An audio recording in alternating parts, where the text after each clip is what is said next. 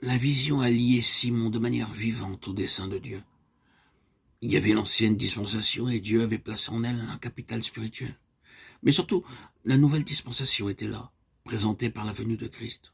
Simon était comme un lien très vivant entre ces deux dispensations.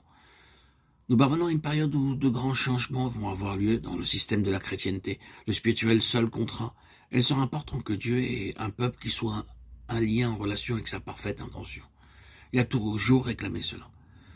Nous pourrions de nouveau retourner à la Bible et remarquer les périodes de transition, voir les liens que Dieu a suscités entre deux périodes pour établir un pont de l'une à l'autre. De même, nous avons quelques bonnes raisons de croire qu'un changement est imminent.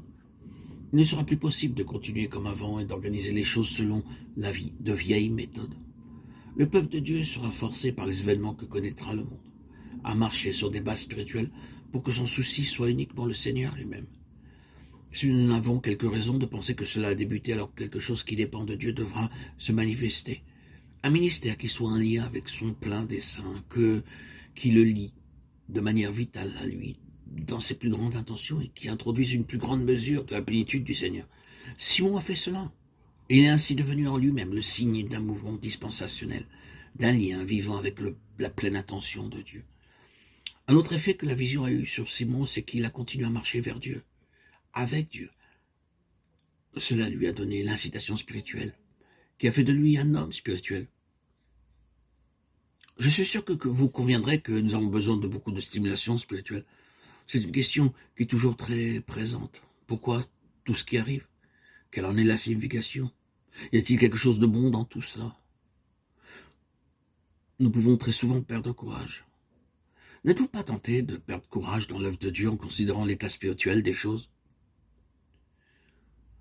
Si vous n'avez pas la vision de ce que Dieu veut, votre cœur peut sombrer en voyant comment les choses se dégradent.